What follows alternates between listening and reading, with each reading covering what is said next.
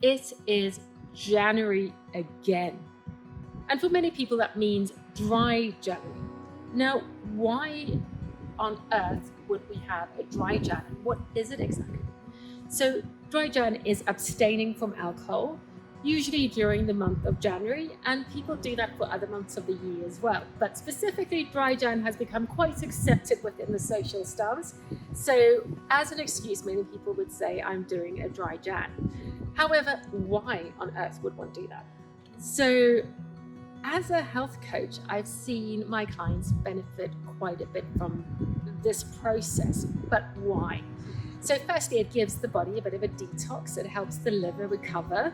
And for many people, that's much needed after the festive season.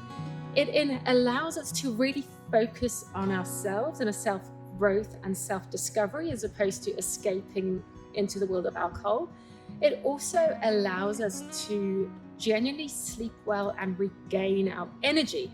Because what you might not know is that alcohol is also a natural depressant, which means that it might feel like in the short term that we are actually feeling better from a low mood and that we are able to really lose those inhibitions and have a great time. But what it does is it shuts down the prefrontal lobe, which gives you that impression, but at the same time, it suppresses serotonin, increases cortisol and your adrenals or adrenals, and then also drops down dopamine. So with the after effects. So when you're having your hangover, that is often pertinently seen within that process. So many of my clients, actually specifically Joe, which comes to mind, he had a dry Jan, and during that time actually had a bit of an epiphany about his life, was able to really target and envision his way forward, but also it helped him to detox his body, and at the same time made him want to work out more, want to eat better, and get to a point where he's able to allow his body to restart and also the mind to reset. Because often we are in a space where we're happy to reboot our computers, but we don't really reboot our minds. And then we wonder why we feel fatigued, overwhelmed, anxious, and sometimes even depressed. Now, if you feel any of those things, then a dry Jan might be helpful because it will give you all of the benefits as I mentioned. So when you are looking at the process of detoxing, whether that's with alcohol or with food, it's also important to ensure that you hydrate properly. So that would be having 35 milliliters per kg of body weight. If you are, for instance, 100 kgs, then it would mean that you'll need 3.5 liters per day in order to hydrate our bodies. Now, that is also one of the things that I've seen with my clients that come to me for the first time.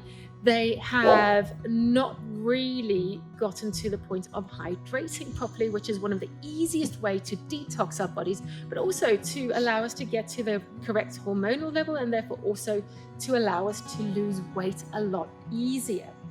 Now, if we have a look at also drinks other than alcohol that we'll do, some of the drinks to avoid, because it does in fact shoot up our insulin levels, are things like fruit juices. So even though that seems like a really great idea, it is actually one of the worst things we can do for our insulin if we have that in large quantities.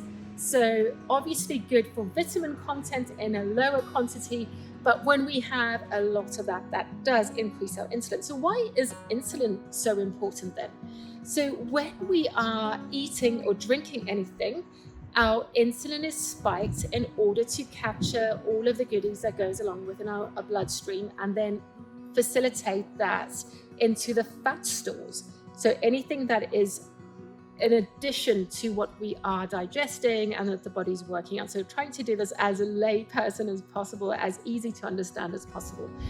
However, sometimes we become insulin resistant, so which means that the body can no longer function the way that it used to, where the insulin carries all of the bits to the fat stores.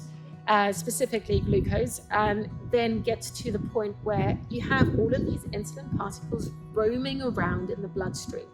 Now, that is where type 2 diabetes comes in, and we struggle with weight gain.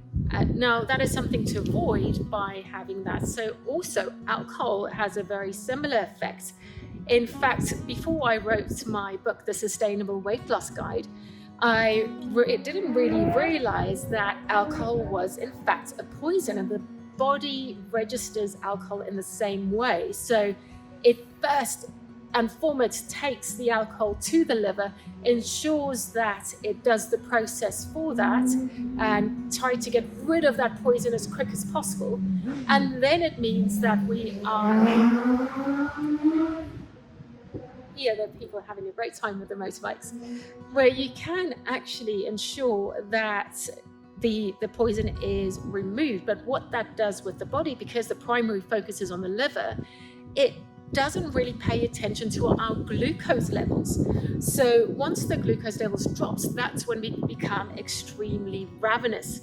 We are so hungry that we'll go for the first kebab that we can find, or anything else that is within the cupboard. So what Dry Jan would also do is allow you to stop binging due to alcohol consumption, and also allow you to then truly detox the liver due to it not having that poisonous substance anymore. So if you can see so far, there are loads of benefits in order to do Dry Jan, but also to note that there might be some external influences from people to say, why are you not having a drink? So it might feel slightly bit uncomfortable to say, I'm not drinking. However, just state, I'm on Dry Jan and it's for a good cause, and maybe you want to join me.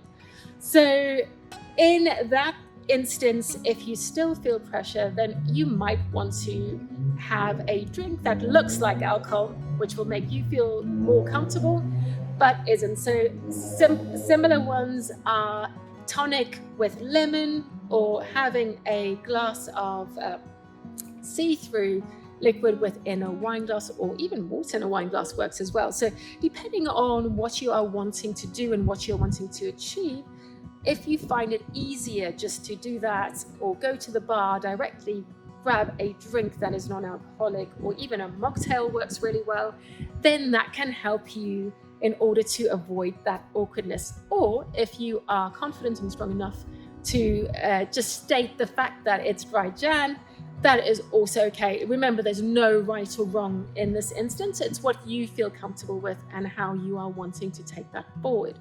So then, when you are getting towards the end of Dry Jan, then also there is a decision to be made. Like, do you really need alcohol in your life to make it better as such? Or is it actually a lifestyle that you want to continue? If it is not a lifestyle that you want to continue, so you want to start drinking again, then congratulate yourself and celebrate the win for having done the days of January.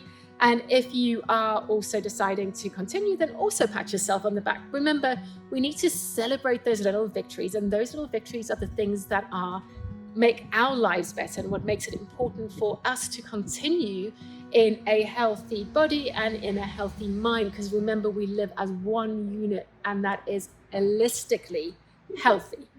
Now, as a health coach, I think whatever works for you is good, and you need, as long as things are in balance.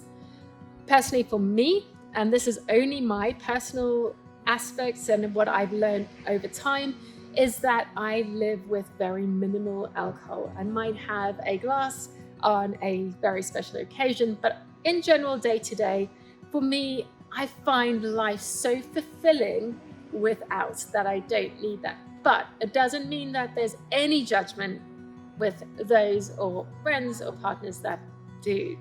So this is the challenge for you for the remainder of Jan. If you haven't started Dry Jan, would you? Is it time perhaps to just experiment with something else? And looking forward to hearing you about your experiences. Do list them below. Love to hear from you. And until next time, catch you soon.